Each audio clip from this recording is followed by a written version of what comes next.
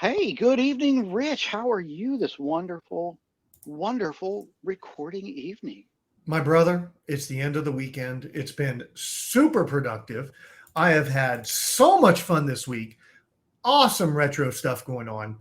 I can't complain. You? Fantastic. Got a lot done today, which we'll get into here Oh, shortly. oh, But yeah, got some stuff coming up for me. So that's great. Looking forward to it. We also have a little bit of more foreshadowing. How's your Core Wars Warriors going?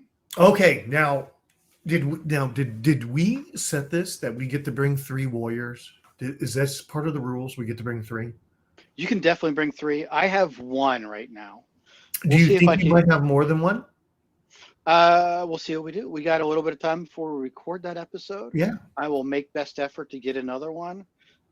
Maybe I will try to build one while I'm on a flight out to see you that's shortly. great. That is awesome idea. I'm going small, medium, large. I'm playing around with some different concepts. Kind of like, is it called dwarf? Is dwarf the one that kicks everybody's butt? Yeah, the dwarf one definitely. That's what I've tested against. Yeah, That's my it's like test two mod. lines of code. Yeah, it's It's pretty it's short. nothing. And so I have a short and a medium idea and a large idea I've been playing with. So just as we've chatted offline, dear listener, that we're getting into how does this work? How do these instructions work? And let me run something. And by the way, almost everything I run totally runs like shit. So you're going to win. But I'm definitely wanting to bring three warriors to the game. And if you only bring one, I want to test each one against you. Sure. And for those listening, we will have a video related element to this. I don't know how Ryan's going to do it yet. He may just set his iPhone up to record his Amiga screen. We may have a Yeah, capture device. I don't know. You got toasters, bro. You got to be able to figure this out. I do have the toaster. It is not in the Amiga right now. I took it out until I was ready to start playing with it. But we have a. I do now have HDMI out on my Amiga as of this weekend, and Ooh, I'll talk a little bit about that shortly. I can't wait to hear. So I'm really looking forward to the Core Wars. Looking forward to our battling and seeing how we do, and then talking more about it and what I've learned of how this thing actually works. Okay. So what do you have on your? What were you playing with Dude, on your desk? dude, I got so many things going on. It's ridiculous. Okay. Have you ever heard of Tech Mode? I have not. What is Okay. this? Go to YouTube and search Tech Moan, like TECHMOANE. I mean MOAN, like Tech Moan, like Adrian Okay. Black is about retro computers. Okay. Tech is about hi-fi, 8-track, tape, record player, audio file equipment. And they're Okay. somewhat similar in the sense that Sure. they're incredibly knowledgeable. If anybody and I'll link a YouTube about this comment. If anybody watches any of my videos, I have no fucking clue what I'm doing, and they know that. These guys know what they're doing. I found a Commodore reel-to-reel player. I think I Oh, showed it to you sweet. one time just in life. Look at this weird Yeah. thing I found. It's from a electronics company called Commodore. No relationship to my Commodore calculator back here behind me, Oh, which is which they're is not the same truly a Commodore? Commodore. That's truly a Commodore. This other Commodore is an electronics importer from Japan that I think might Oh, still even be around. I did some research on them. They might actually still be alive.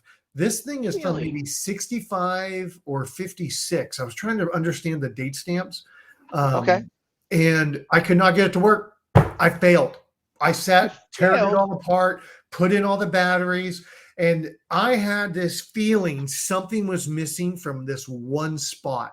So my girlfriend, Sarah, the great girlfriend, sent my video to Tecmo via email and All said, right. Hey, Tecmo, his name's Matt. Hey, Tecmo, my boyfriend just made this video. Is there anything you might be able to add? He freaking responded to her in 24 hours. And the Oh, guy's out of wow. England. The guy's out of England, and the dude has a real freaking channel, like a real channel, like real viewers, subscribers, and money, right? And he responded to her within 24 hours, said he didn't watch the whole video, but he thinks it's this. It's what I thought. I was so not only happy that Tecmo looked at a video of mine. That's like Adrian Black watching one of our things. Or that's like a big guy. I mean, that's pretty cool. He watched one of our things, and the thing he said I needed is what I thought I needed. So I felt really validated. I was super happy. I was a little down that I made the video and I failed. Yeah. But then once I got the thing from my girlfriend where she's like, oh, I emailed Tecmo and Tecmo responded. And here's what he said. I felt super great. It's back on the shelf behind me. Maybe one day I'll break it back out, but I think it's going to hit my list of things that I search for once a month. And I go, has anybody fixed this? And see, I found a ton of pictures, Ryan. None of them showed the covering over the gears off. So I can't tell what anybody else is. Oh, I'm cussing way too much. I need to bleep that. I'll bleep those. I can't tell what anybody is seeing under there to help me understand what part I'm missing. But that's my real fail. I was going to wonder, like, did he tell you what part to go buy? Yeah. And can you go out and go buy one? Yeah. Can we 3D print you one? I think that might be where it goes. It looks to be a spinning wheel that needs to be on top of the motor that touches other wheels. And it looks like my wheel's gone. I could do a 3D print and put a rubber band around the outside, and that would provide some grip. Do you see where I'm going with that? You just made a great idea. Or is it gears? Is it a wheel? It's a wheel. Like a wheel It's a wheel. So imagine a rubber wheel that's spinning that touches another rubber wheel that spins then another thing. I also wonder if my motor's strong enough. My motor seems really weak, but neither here nor there. Had a ton of fun taking it apart and looking at how it worked. The girlfriend's all into 8-tracks. She restores those items, just like she likes to restore video game cabinets. So it was my first thing buying something she likes that I wanted to play with. So I don't know. I guess I didn't realize that she did those restorations as well. Oh, look at that. I've learned something tonight. This is great. Maybe when you come down, we'll swing by her house. You can see her 8-track collection. I'm in. Yeah. Definitely I'm in. But I'm still fixated a little bit on this part because, print a little wheel, and I wonder if we can like print it a little smaller and put like some rubber coating on it on the outside of it. Oh, like a plasti dip. Yeah, have you ever plasti dipped anything? I have not, but it'd be like a veneer with, instead of wood, be it rubber. So imagine a needle nose pliers. Mm-hmm. So you know how they have like that grippy component at the end of the handles? They're really just two pieces of metal with a pin in the center, right? That's all they are. Okay. Yeah. If you were to have a piece of hardware you really loved and its handle had degraded, deteriorated, removed, you can put it into plasti dip and pull it out, and it hardens, and it makes a new handle for you. Imagine plasti dipping a 3D wheel. It would add that surface like a Rhino guard. And obviously, dear listener, you can tell I really like automotives too. So there's a lot of these references about automotives that I'm making right now because, there's more coming about that too. Oh, we have a lot going on. This is a great episode. We got a lot of stuff happening here. Dude, we have a lot of stuff happening, but we also had things not happen this week. We did. What was your not happen? Well, I've in the spirit of oversharing a little bit, about a month or so ago, I had pneumonia, and I'm much better than what I was a month ago. There's no question about that. Yes, we had a delay recording. Yeah, there was where we've talked about previously a VCF East, a big vintage computer festival in Wall, New Jersey. They actually did one of their swap meets, and I opted not to go. It was actually a week ago from this recording, and I had some friends going, and they sent me some pictures. And I actually watched a video today that someone else posted. They walked around the area, and I'm happy and sad that I didn't go. Mm, I'm sad I didn't get to see everything. I am happy I didn't go because I would have bought more stuff. I definitely know I would have bought a few things. yeah. I saw a little bit of Amiga stuff there, some boards in a box. A friend of mine bought some LED panels. They were beat, but they were like super cheap, and he got them to work. So I was pretty Oh, happy with nice. that. So I was hanging out with him Friday night while he was trying to figure that out, and he Cool. had them plugged into his computer, and then he had a driver board. What are they Hub 75 ports or something they plugged Yeah. into, and his receiver board would drive these things, and he had them built a little wall. There were 96 LEDs across by 48 high. Woo! He had 40 of them working, and the diameter or the separation between LEDs was, I think, 2 millimeters or 2.5 millimeters. That's pretty tight too. It's usually what, 3 foot a millimeter, to where that's kind of a top line, what, 6 foot measurement. You know what I mean, on distance. How far Okay. were they using them? This thing's, I mean, each panel is like maybe a foot long. Yeah. They're really small panels. They're flexy and they have magnets on them. There's my LED panel right there. Okay. I learned a lot on Friday interacting with him because I'm thinking of doing something with them myself that I don't own any, but I don't like. I want to decorate, but I don't want to decorate. So I'm thinking of trying to put some LED panels in a window and just being able to program them for each holiday and have it display what's going on. So I'm turning mine on for Ryan right now. Can you read that okay? Do you see that? I can see it. I can't read it. It says okay. It says where I work, Dallas. That's my location. Got it. So that's what I did with mine. Mine's hard. It doesn't flex. As you can tell, it doesn't have a ton of rows. It's very low mm ratings, very low. But it's just a fun thing to have behind me while I work. You know what I mean? I got an Arduino sitting behind it or some shit like that. Yeah, I have this little. I bought a Devoom speaker, so it has a battery in it. I love that thing. And so I have it plugged into my Amiga 4000 right now for the stereo. It sounds amazing. It's a little 5-watt speaker, and then it has an LED, big LEDs across it, so you can program it. Right now, I have the Commodore logo on it.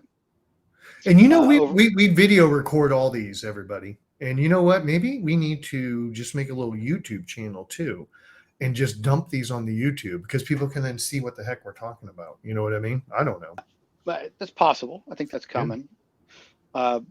Over Halloween, I actually took this down and set it in front of a window downstairs and put a little pumpkin on it that was animating, just to try to get some trick-or-treaters. We had a total of 7. Okay. That was big. I know we're now going off script. We plan all this out, everyone. We write all these notes. We write a script. I'm only reading pieces of paper right now. I had 0 trick-or-treaters. Okay. Sarah had maybe 30 when she normally has hundreds of trick-or-treaters in her neighborhood. How many did you have? 7? We had 7. I think my high is 14. Oh. We keep track, but we've been here for a little over a decade now. Yeah. I guess 15 years. This would have been the 15th year 15th year we've been here. And we get, I think the lowest I've had is 4. The highest I've had is like 14. Oh, wow. We normally get a couple little groups, like 3 to 4 kids per group, and then it just disappears. Well, we had, I ran it by the Discordies and asked on the High Shelf Collective Discord. Okay. Everyone was down. So I don't know. Oh. I think I need to push our congressman about this, that our senators, we should only have Halloween on Friday and Saturday night. It should be like a last Friday of the month or last Saturday of the month. Not only would the parties be more epic, but the kids don't have to go to school the next day. Right. They get to go out and do stuff. I bet that happened. Tuesday sucks for Halloween. Our times, I think, was like 6 to 8 p.m., so it wasn't really late. but it was cold here. It was just under Yeah. 50 It was cold here degrees. too. Yeah. It was colder than that here in Dallas. It was colder Wow. than that. Yeah. So that's kind of, so it's a long way to go. Hey, I missed this Swap Fest. There was probably, I think there was like 40, 50 people had signed up. I think 40 people signed up. I think 40 to 60. Yeah. I'm not sure. Mm. And I just saw the video of, there's a lot of neat stuff. Mm. Looks pretty cool. I know I would have bought something. I would have impulse bought something. That's the happy and sad part. So Well, I I got to didn't make work on mine. projects I have. So And where didn't you I go? didn't make mine. It was our regular DFW retro group meetup, which I've never been to, but I'm going to That's make right. one day. And I missed this one because Sarah found something to purchase that we had to make a long drive for that we will get into later. Maybe you kick off when we talk about it. But I missed it because it was important to her. It was important to me, and it was worth doing. Sure. But dude, someone posted on the recap, oh, here's an Amiga 500 for $250. I think it had the keyboard and mouse. And I would have bought that shit if I was there. So I saved $250 by not going. That's called hashtag girl math. So I can go spend $250 elsewhere now because I saved it because I didn't go. Right. And I was thinking the same thing, except I was told someone saw an Amiga 500 at our Swap Fest, or the one up there. It was only $150. Oh, that's a steal. It's about the right. Did not have a mouse, from what I understand. So that's around the right price point for an Amiga. That's some value. Well, the keyboard. I mean, an Amiga 500 is an all-in-one. So I didn't. Oh, so it's only the mouse. I see it right here on my poster. You're right. So maybe 250 was a little high, but I don't care. was a little high. I would have bought it. You know, I'm a sucker. I'm a sucker, bro. I understand. I know. So you're going to get there. How often do they do your meetups? Is it every quarter? Months? Every quarter, okay. Yeah. Okay. Yeah, I'm going to make the next one. Yeah, I'm going to make the next one. 100%. Oh, dude. Speaking of all this craziness, I did finally sit down and test all my bread bins. Is that what they call them? The 64s that are kind of like this? The original. Like that? That's the original model. Yep. This is a Maxi, by the way. This is my Maxi. Oh, that's your Maxi. Okay. Yeah, this isn't a real. Well, I don't know. It's not a real 64, but it is bread bin. And I did look in it. It's super heavy because there's lead. Or weights. There's weights in it because the card to run it is nothing. But they added weight to give. And the keyboard has a really good back clean to it. It's not all cheapy junk. Anyways, so folks, I had 3 64s. One from Goodwill, one from Ryan, and one from Bill Pelton, which I bought online. He was offering some things on sale. I hit him at a lower price. He said, I don't want to let these go at that price, but I have kind of a beat up case, kind of a, unit that's not as desirable that'll make your price point. So I had them all. I know I turned Bill's on just to make sure it booted when I got it. So I hadn't sat down with the other ones. And so I sat down, opened everything up, immediately went, oh yeah, this is Bill's because it has a replacement SID chip in it. Oh, okay. How about that? It threw me for a loop. I'm like, what? I'm like doing my video going, what is this? Because it just threw me for a loop. I was like, what is that? It did lead me down a whole rabbit hole about replacement chips. That are out there, which there's tons. I mean, it's amazing how many they've reproduced. Anyways, Bill's worked. The A key was sticky. Like you would hit it, it wouldn't catch every time. All right. The one from Goodwill booted into this crazy video color scheme issue. Oh. Might be a PLA chip, might be a TED chip, something like that. I don't know. I'm learning. I'm going back to that one. But the keyboard was rock solid. And then the free one that you got that you sent to me, that was a free one. Like you bought some other stuff and they just threw it in, right? Yes. Yeah. Okay. So I told that story online. So hopefully I got it right. But anyways, that one didn't boot at all. Just black screen and makes this crazy kind of hum. So I took the good keyboard, the keyboard that didn't have a sticky A, and put it Yep. on the Bill Pelton motherboard. Yep. Yep. So I have now a good development unit, good keyboard, good motherboard, works great with my monitors. Everything's right. Now I get to take the other ones and figure out what's going on. And I am going to kind of slip that into a future idea that I want an oscilloscope. And one Okay. of my hacker boxes, I get these. I don't know if you guys have ever heard of the Hacker Box subscription service, but I get it every month and they come with all these neat projects. One of them was an oscilloscope. I never built it. I was just like, oh, this is a cool box. I'll build this one day. And I put it on the shelf. Sure. I'm going to build that next week. So I'm going to build my own oscilloscope. So I don't know how good it's going to be. I don't know. It might be shit, but I'm at least going to build it and have fun building it. Does that make sense? Yeah, so I get to come see it. Then I get to test my other Commodores a little better because everybody knows how to measure all the information coming off the different pins, so I can start drilling down onto where the problem is. So 64s, one solid, one working, crazy colors, one black with a hum. The free software you sent me, Ryan. How much software did you send me? I don't know. So much. Just like a stack of stuff. Well, and you do realize you're about to have 4 64s, right? Oh, that's right. The other one. There's one in my living room that is going to be my carry-on. Yes. And we're going to have to talk about that. I am curious if TSA is going to look at that computer in my carry-on or not. Tell them it's a laptop. Or just go whatever. I can't wait to hear what they say, or whether they even stop you, or whether they stop you and go, "What the F is this?"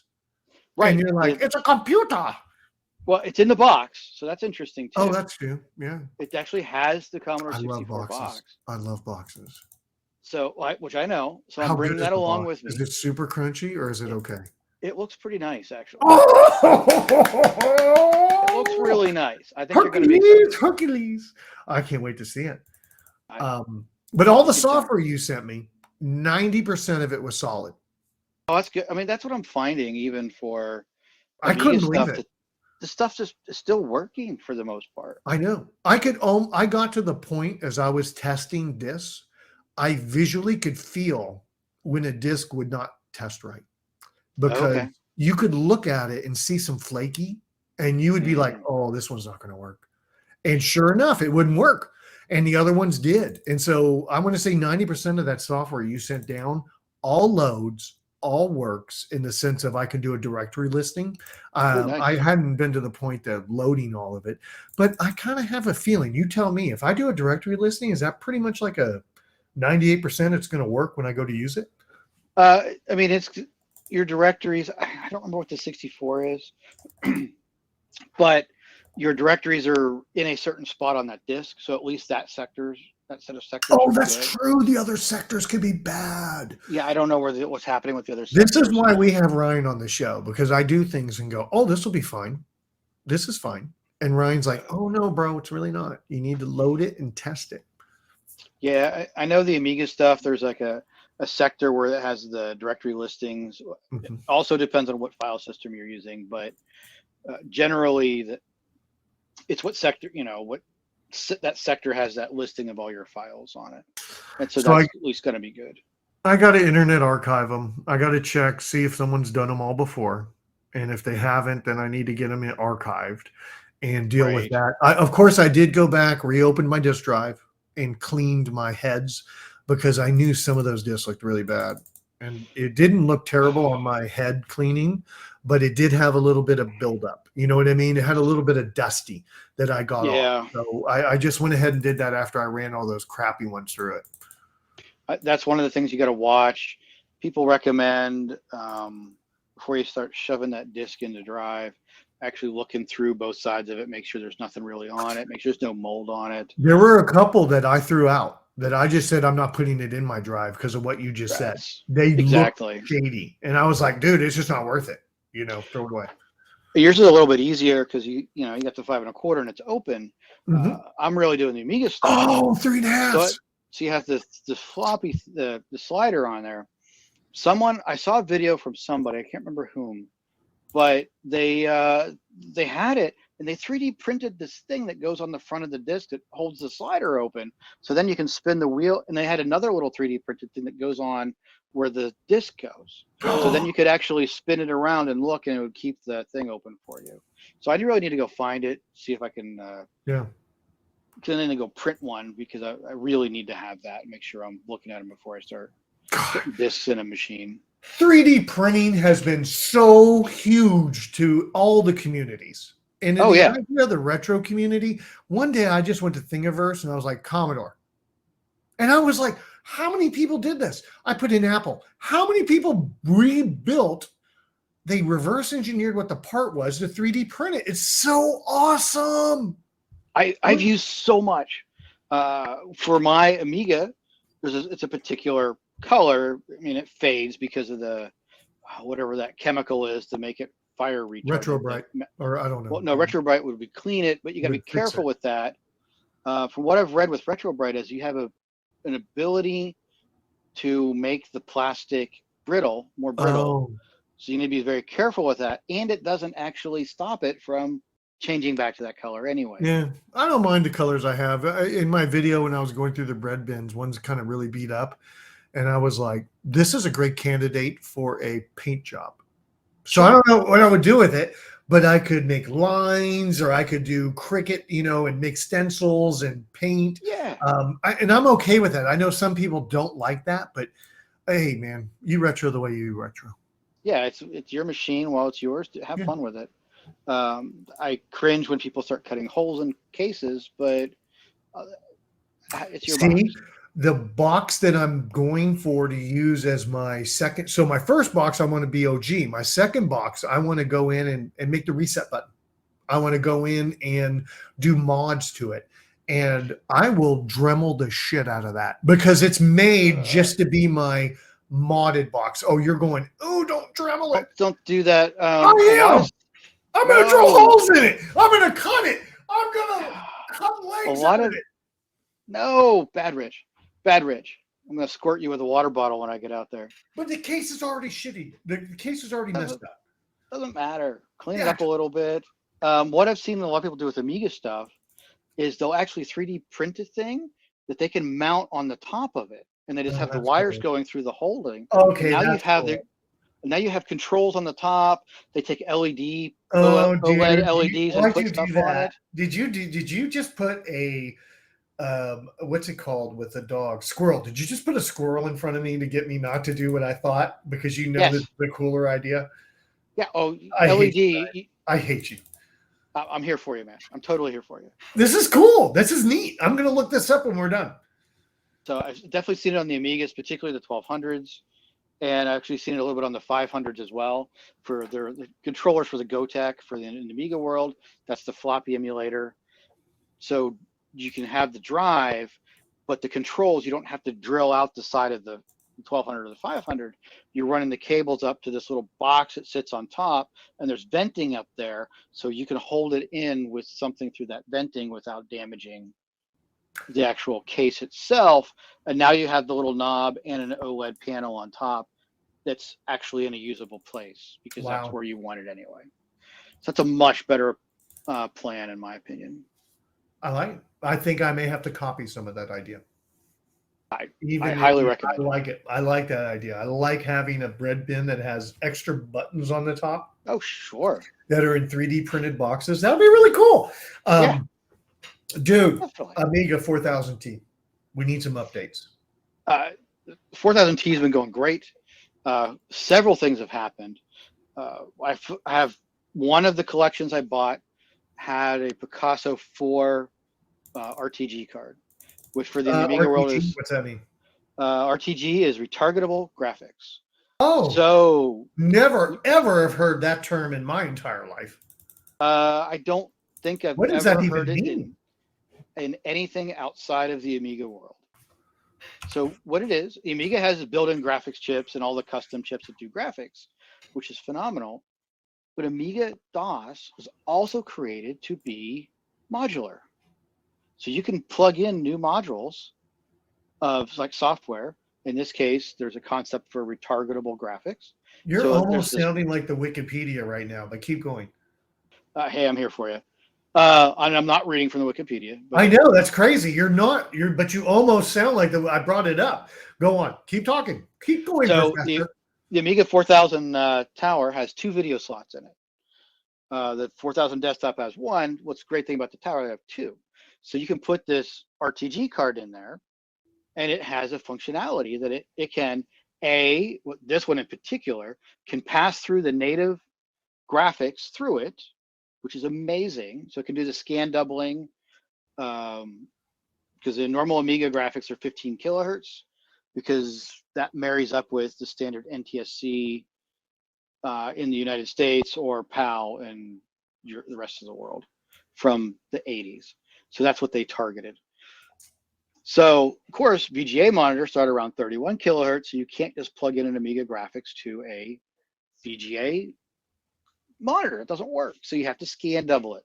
So you scan double the output so you can actually see the VGA standard. So this card does that as just a pass-through. So it's plugged into the video slot. It has access to all the custom stuff inside, and it'll just pass it through. It's amazing. But it also has its own graphics processor on it. Oh wow! Like the old the old S3 or the Cirrus Logic Can you video use it graphics. for Bitcoin mining? Can you be like the slowest Bitcoin miner in the world? More than likely. So it has that as well to get higher resolution. Like 1024 by 768 instead of 640 by 400, and then that becomes an RTG, so it can do both. This card has been amazing. That Picasso 4 card probably was the Cadillac of all of the RTG cards at the time. Yeah. Amazing card. I had some challenges with it. Oh boy, did I have challenges with it. It took me like 2 weeks. What happened? Going on. The standard extra video worked great. No problem. Yeah. The pass-through, the scan doubler, is a separate chip on that card. It had issues.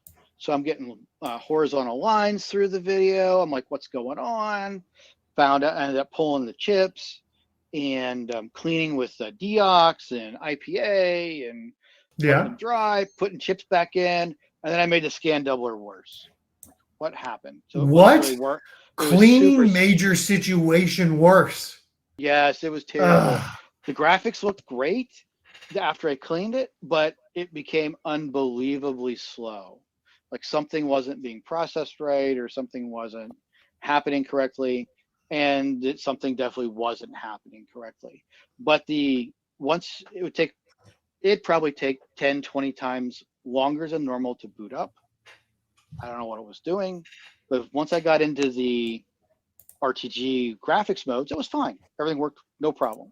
But I went to go play a normal game through the pass-through, wasn't happening. Or try to use normal mode, it was like slow as ungodly. What? It was so weird, I didn't understand. So I figured out, I pulled 3 chips. One of them was for the normal RTG, one's a scan doubler, and one I think was a firmware, a flash chip. So I found out which one was the actual scan doubler, pulled it, looked at it closer, I had some bent pins. So there's at least 3 pins that were touching other pins. That doesn't work. That did not work well at all. Yeah. There were some out of there. These are PLCC chips, so they're not just the rows of pins. They're kind of like a square, and then the stuff's bent over. Great. And some of them were not in their little spots, or they were touching the pin right beside them. So I spent some time, fixed all of that, put the chip back in the card, worked beautifully. So there was something going on. When I pulled it the first time, I bent them, or there were some already bent from before, because I know this card was sitting in an attic for over 20 years probably, and who knows what its life was prior to that. Regardless, it works great. That's awesome. I'm glad it worked out, and I feel the same way, even about pulling that A key that was having a problem and working with the plunger and the space between it.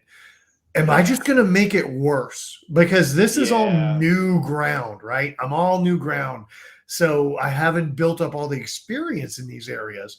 And I get it. You got to do things. And sometimes maybe you do make it worse by accident. but I'm glad you realized it or you found it, even if it wasn't you or you, I don't know, but now it works. That's awesome. Yeah, I asked on a couple forums. Nobody had a clue. They're like, "Well, I don't know. Change the interrupt," and I'm like, "There's no jumpers on this thing." Mm, And it just ended up dumb luck. One morning, I'm like, "Wait a minute, just the scan doubler's messed up. Let's go look at that chip again." And yeah, I just pulled it. I was getting ready to pull the card out and shelf it for a while and come back to it because this is like 2 weeks in. just like my reel to reel. Just put it up for a while.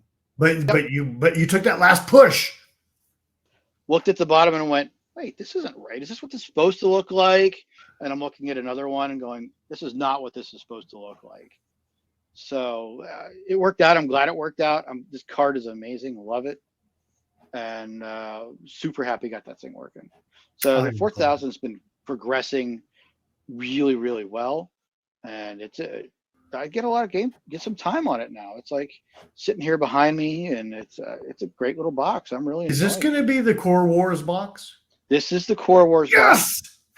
We're definitely using the 4000. Yes. It's got a little Motorola 68040 in it at 25 megahertz.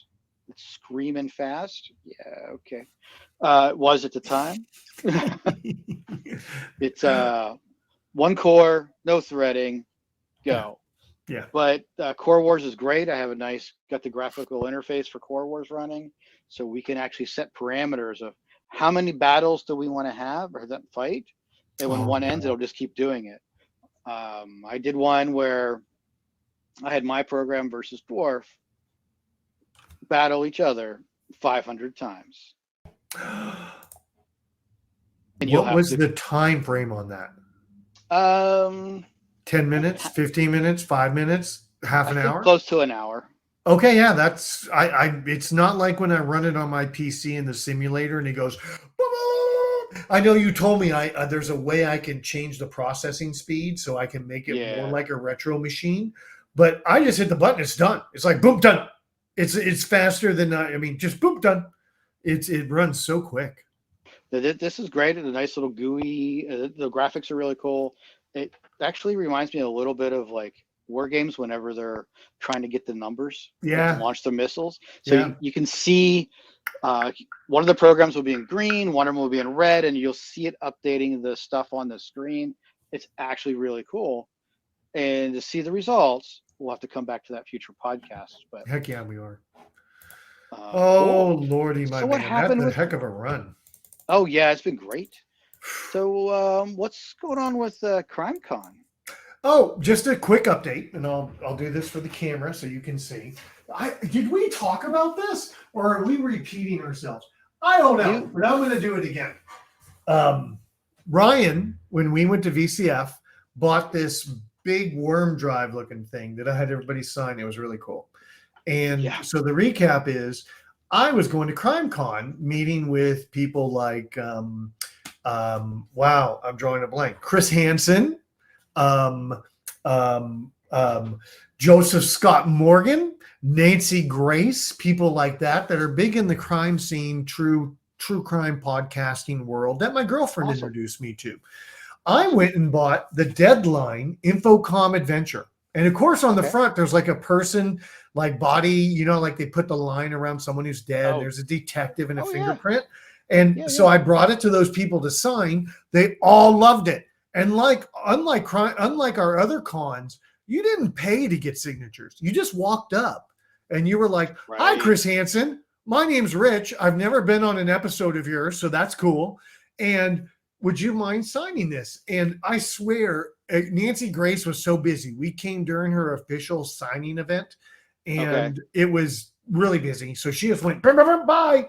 But the other two people I caught just in the convention hall, and they both were like, "What is this? Commodore 64? Oh my gosh." Joseph Scott's like, "I haven't heard of that in a long time." And they just really thought it was really neat that I brought something that cool. The signatures went great. So I can't complain. Ryan, you've now started me down a new rabbit hole for any time I get autographs. I like it. I like being able to infect you with something really cool. Yeah. It's also going to make you very memorable to them. Is like, you did some work to actually have something neat That's right. that's unique to them, and that's You pretty. remember sweet. Jerry was like all over that thing, trying to like, Oh yeah, you have someone lined up that could read this? I wonder if there's any data on it. And it was like, just sign it. Just sign it. Thank you. you do need to figure out what's on that worm drive. I I really do. want to know what's on that thing. I need to bring that to the next retro group meeting I ever go to and say, does anybody have the ability to read this? And see if I find anybody that says they can, just out of curiosity, you know. That'd be great. I want to hear about that. And as for retro things, your girlfriend bought a retro. Okay. She bought her own retro device. So this is why I missed the meeting. Yeah. We've been talking during COVID. We're about to be together about 4 years. And during COVID, we did a lot of Airbnb hiking, Airbnb camping, just kind of going out and being by ourselves, right? Because you weren't hanging out with other people. Everything kind of tailored down. We haven't been doing it. So we were talking about doing more camping this upcoming year. The phones listen. Bullshit. Don't tell me they don't. The phones listen. She's on Facebook Marketplace. A 1978 VW bus, West Farrier, often referred to as the Westie. Turns out VW would make these buses, these transporters. This one's a transporter. Yeah. And other companies would buy it, like West Farrier, and they would mod it. They would put in the cold box. They would put in the heater. They would put in the grill. They would put in the sink. They would put in the pop-up where you could sleep up top, but it makes it to where it's like 8 foot once the pop-up's up. That's the model we bought, the one with the pop-up. And I say we bought, she bought. It's at my house in the shop, and I've been working on it. So that's a new retro item. It's not a computer, but I think a 1978 VW bus constitutes being brought up in our retro discussions. What do you think? I definitely think so.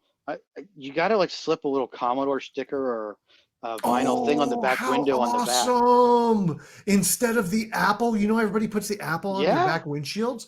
I need to get a Commodore 64 sticker and put it. Dude, you are genius, Ryan. With friends like you, who needs enemies? I have got to put that on there because that would be so cute. People would get a kick out of seeing a Commodore 64 logo on a German vehicle, by the way. And we know there was tons of German production of Commodore. So it kind of even ties in, right? It even ties in. Most definitely. We went to Arkansas, about a 5-hour drive. That's a drive, man. We went and looked at it. We were all ready to say no if we didn't like it, but I really liked it. Really great frame, really low rust. It had been covered. So we then drove it back. The guy, because I talked to the guy on the phone. And I said, it sounds like it's a driver. And he goes, yeah, I've been driving it the past month before I put it up for sale, just so I knew everything going on with it. Because he was super honest, kind of like our retro group, man. He was really honest. And I said, I'm driving it back. And so we got up there and we left. And he ended up texting Sarah over Messenger going, I know I said it was a driver, but you got like a 5-hour drive. Can you just let me know you got home okay? he was just a little bit like, I've been driving it 40 minutes, 20, 30 minutes. I've been driving it 5 hours straight. Sure enough, it made it, dude. Got all the way back down here. Some of the taillight, I've had some taillight issues that I had to take the housings out and put in new housings. I had to order those. Vacuum pump was all corroded cables or corroded hoses. So I redid the vacuum pump to the charcoal filter, but we're taking it in for inspection next week. We're going to take it in for inspection because if it doesn't pass, we're going to take it to a mechanic for those items. Sure. I can do a lot of little things. My first car was a Carmen Ghia from Volkswagen. Okay. And Ryan, how many Volkswagens have you owned? I've only owned one. Only one. I've had a Volkswagen Cabrio. Oh, that was such a great commercial for that car. I love that little soft top. Oh, it wasn't the Bug, so it was the Cabrio. It was kind of like a rabbit kind of looking body with the like Bug drop down top, and it just rock solid vehicle. It was great. I should not have bought the high end version with the hydraulics in for the top. Oh, you should have done the manual. I should have done the manual because you got to get out anyway to put the cover on it. Yeah. And I always had issues with the hydraulics. They Yeah. would leak hydraulic fluid. Oh, It was really not annoying. good. Not good. No, that was the biggest downside. And we were both living in Colorado at the time, and I took it into the mountains outside of Colorado, and it was fun, but there was like 4 of us on one trip. Like my parents came out and stuff, and my sister, and we're going up this mountain. Speed limit 70, and I'm doing 70, but I have the pedal literally on the floor. On the floor. I couldn't do 71. Yeah. I could do 70. I asked him if he'd ever taken this high altitude, and they hadn't, because I imagine its performance is degraded in high altitude. Think so. By the way, my top speed is 70 on the highway, downhill with a little bit of backwind. And so I'm going to print out on the Cricut and put top speed 65. Sorry about that. And put it along the back windshield, just so anybody behind me will immediately see the most I can do is 65. Nice. And that way they know not to be mad at me. Does that make sense? But yeah, I remember we bought something one time, like a TV. We did. And we had to load it in that car. Were we in DC then, or were we in Denver when that happened? No, we were in DC. I remember it very vividly. So. It was a Sears. And I bought this 27-inch CRT TV. And the guy's coming out of Sears on a dolly with it. He's looking at us and looking at my little VW and looking at that TV and looking at us and going, will that fit? And I'm like, yeah, no problem. Start it up, put the top down. Yeah. And he's like, just looking at me like I'm crazy. And we're putting it in the vehicle then through with the top's not down. On the back seat. Just sits on the back seat with the top being down. And he's like, all right, that's cool. And then off we went with this 27-inch TV. And wasn't it cold when that happened? Wasn't it during the winter? Yeah, of course it's cold. I knew it was. I'm trying to remember that story. I remember us getting it in the back and it sticking up. And of course, there was way too much packaging for the size of monitor that was. Because back when you bought that, it was probably the price of a 70-inch now. I mean, I bet you that remember TV prices were crazy. I'm betting it was like a $400 to $500 TV. And it was actually a TV. It wasn't a monitor. And I think it weighed like 70 pounds. Oh, God, plasma. Jeez, because it was a 27-inch CRT. So it's not an LED. It's not or an LCD. It's this huge tube type television of doom. And how many times did you go to Sears as a kid to look at Commodore stuff, Sony Walkmans, all that kind of stuff? Sears was the place, man. I remember my parents would go in there. My dad would run over to Craftsman. My mom's running over looking at clothes and the food items. And I'm over in the electronics area, hopefully not being stolen by some pedo. Things were just way different back in the 80s. They were definitely different. So they were neat. Also, Montgomery Ward's was amazing. Oh, yes. Because our Montgomery Wards had Commodore 64s and Commodore Amigas just set up. Wow. So you could go in there and play on them. And they didn't really care.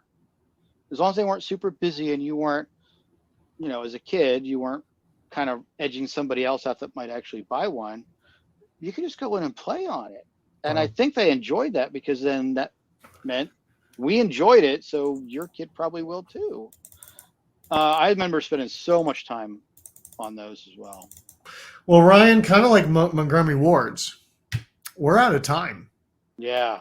Yeah, there's no more Montgomery Wards, and we've recorded a heck of a long episode, and without a lot of cut. We're kind of wrapping this one up, and I'm thinking back mentally, going, man, I think we just rolled this one. I think we just nailed it, bro. This is like episode 6, right?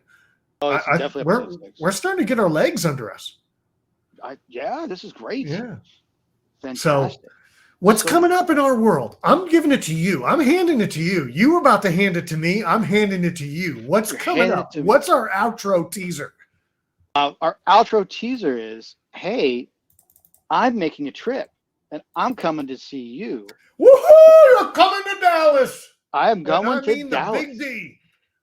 And we're going to go hang out. You're going to show me some retro stuff. We're going to go check out, we got tickets to Board Game GeekCon, which is amazing. Phenomenal. We'll play some board games.